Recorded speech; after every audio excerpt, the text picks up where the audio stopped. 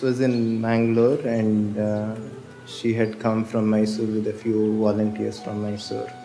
So in the morning when we went for the games, there were a few new people, and there was this one person who was everywhere, who was doing all these long frisbee throws with Sadhguru, who was in the ball game everywhere, who was pointedly bent upon getting Sadhguru out. Until then, nobody knew who she was.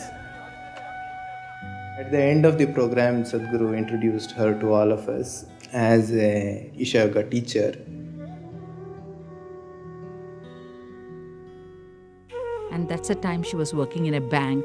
She was so aligned to Sadhguru and always being around him. I remember how she shared about her marriage. When I asked Vijji, how did it all happen? She said that when she met Sadhguru, in that very first meet, we knew each other. That's it, and that's marriage for me.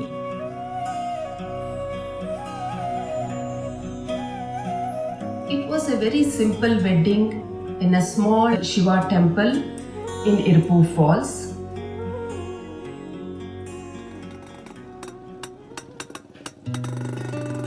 At that time, Sadhguru was, he was developing a farm.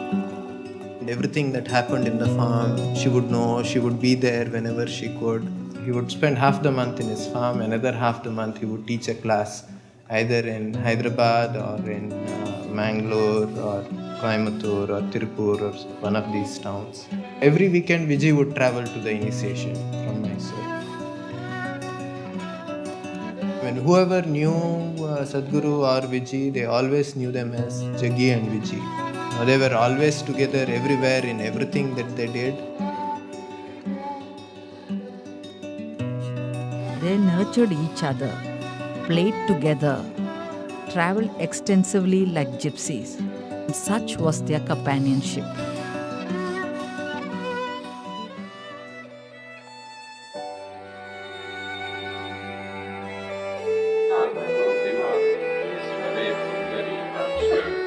She did yoga only because it means something to me. She didn't do yoga for her health, she didn't do yoga for her well-being, she didn't care about her well-being. She did yoga only because it means something to me.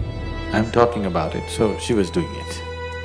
Any number of times she openly spoke about it to people. She wanted to do something that means something to me. For Vijji, who is my wife, but most of the time she more existed as my child than my wife because she was like that.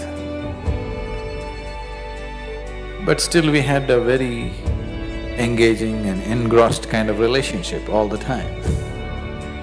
She was like my shadow all the time, 12 years, she just was everywhere that I was. She organizes the yoga program, she goes around, works throughout the day, she does everything.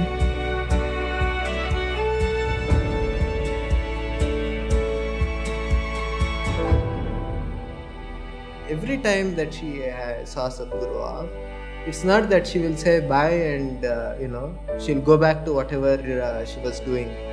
She has to see him get onto the vehicle, she has to see him start, she has to wave, and she has to keep waving until he's out of sight. Even after 10-12 years after marriage, every day, almost every day this situation is happening.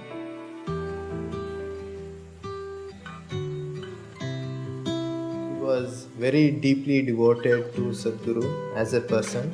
She also constantly maintained an overt posture that she had nothing to do with spirituality. She was only interested in Sadhguru the person, who happened to be her husband, and that was her only interest.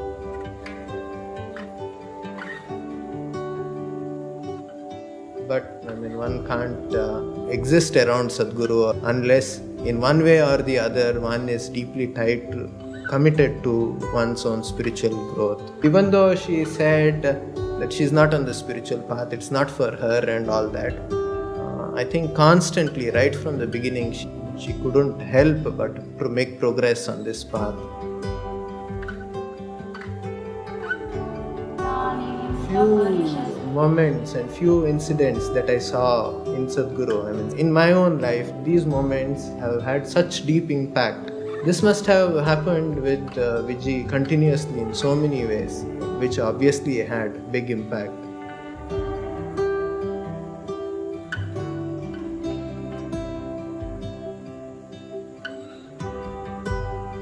She would go to any extent to kind of stand up for something. Anything that was happening, she was there. Not because Sadhguru was there and she had to be there as a wife and things like that. No, she felt it because she was also equally wanting that good things happen with people and people benefit from Sadhguru and make use of it.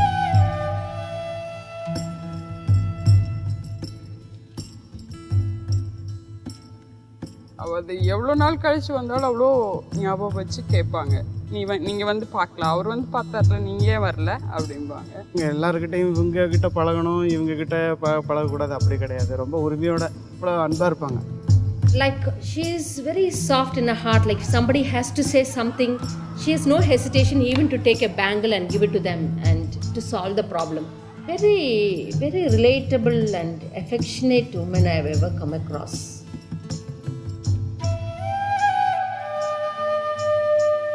Just like 3 days, 2 days before I had to go to school, I'd be like, Amma, I need to do homework, I need to do homework.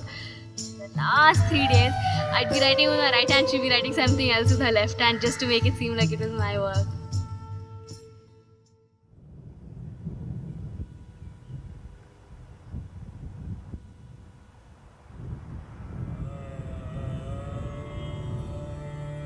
At times, Sadhguru has made this clear to Vijji in many ways that he never really, kind of uses this word or talks about it openly, but to her, he had communicated to her that his disciples, their well-being and what needs to happen to them, it was far more important than what his commitments were to her.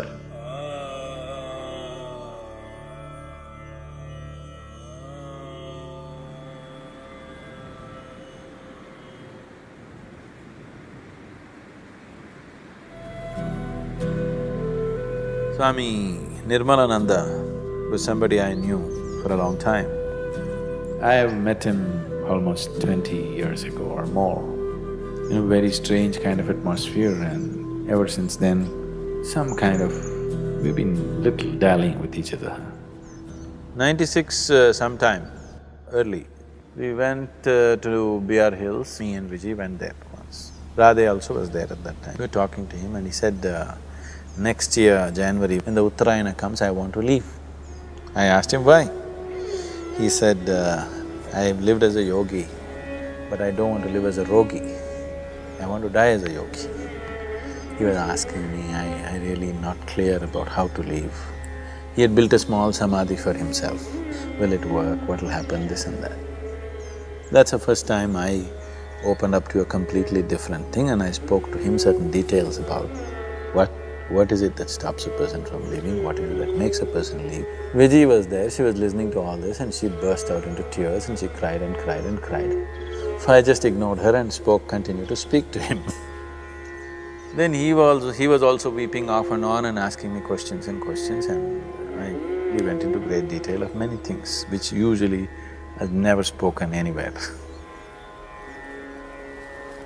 We came down after meeting Nirmalananda, we just came, and just after that place, I parked and I knew she was in some kind of mood. I just stood on the road and it's an incredible view.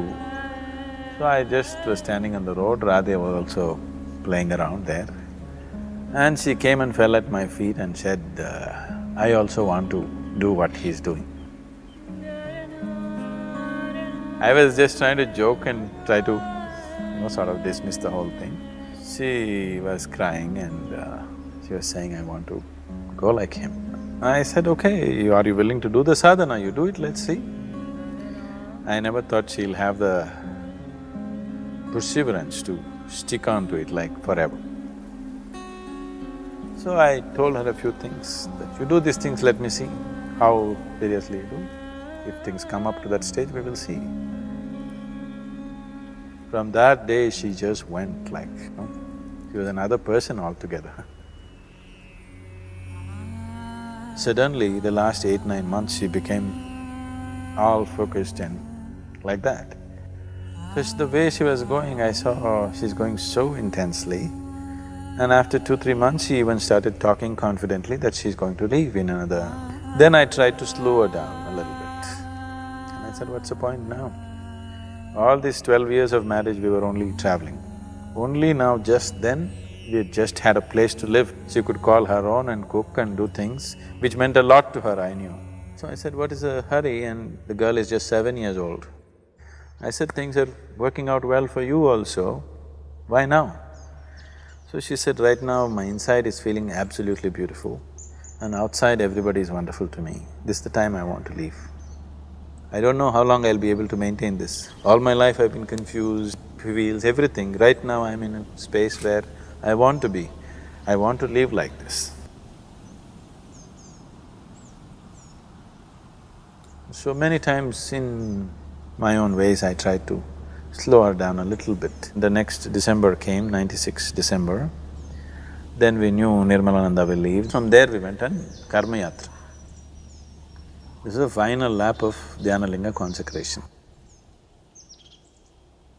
So I wanted to clear up a few things for people involved, so I took them on a 6-7 state tour.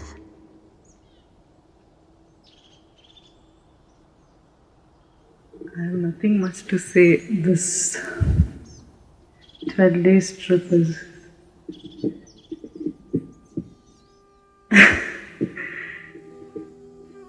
yeah, I certainly experienced tremendous energy, and I can say I've taken 1 or 2 steps towards my growth. And certainly it does help me to be a little more mature person, and I consider myself very lucky to… I only hope that I carry and be of some useful to everyone.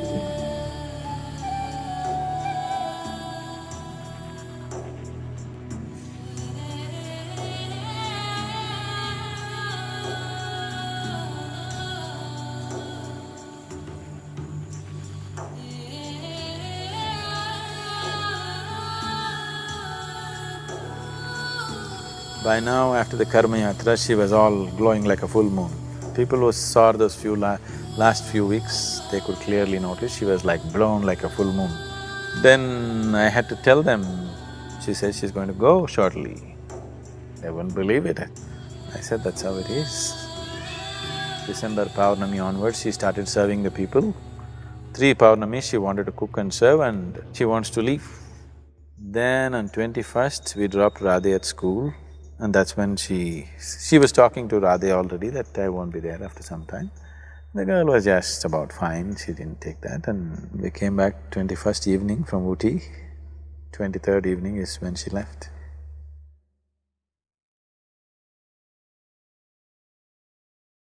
Around 8 in the morning, Sadhguru called me and asked me to be with Vijji because she was on a certain sadhana. And that whole day I was with her, meditating and doing several other activities.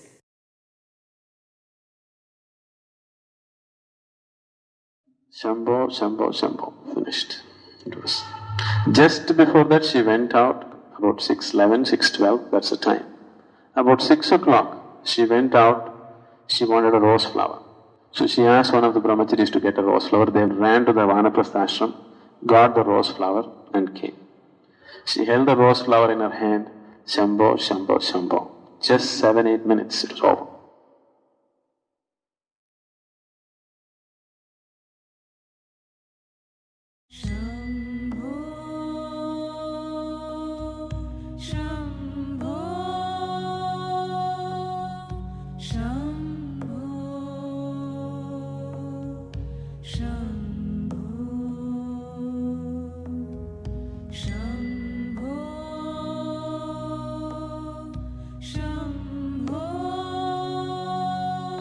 It was only after 3 days, while sitting for a meditation, it really struck me that she had known this coming.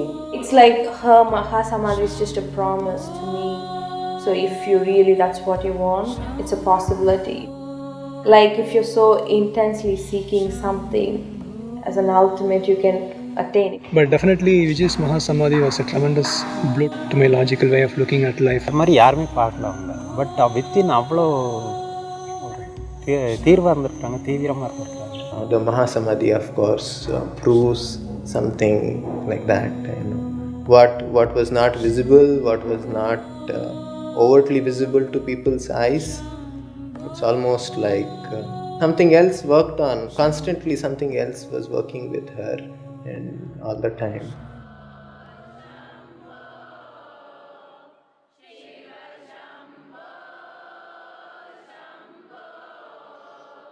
In the yogic traditions, held as a very sacred day, because many beings, either out of intent or just sucked into it, either chose or got induced into shedding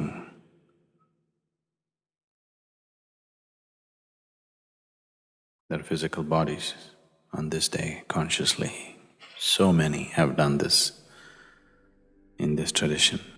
Even here at Isha, we witnessed a great event for Vijji, who had neither any sadhana behind her, nor did she have any great knowledge. With the simplicity of her emotion and the intensity of her focus towards what she wanted, this happened too effortlessly. The effortlessness which even accomplished yogis would go through a little bit of struggle to do such things. It happened too effortlessly. There are many ways to attain. Through pure energy or awareness or absolute selflessness or through devotion.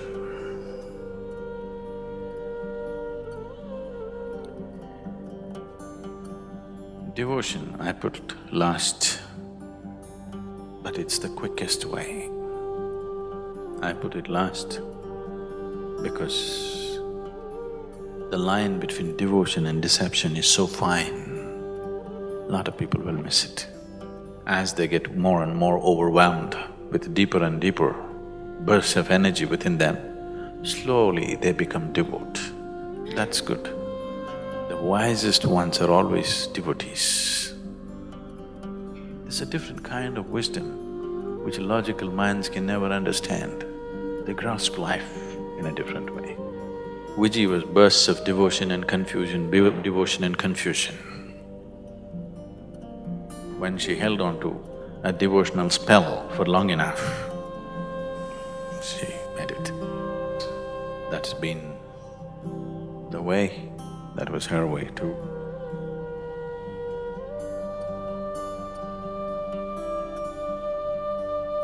So three things that she would have been very happy and proud to see was the glorious way in which the Analinga consecration happened in spite of her absence at that time, and of course everything else that is happening with Isha. And the last, but for her it wouldn't have been the least, is that her daughter has become a young woman.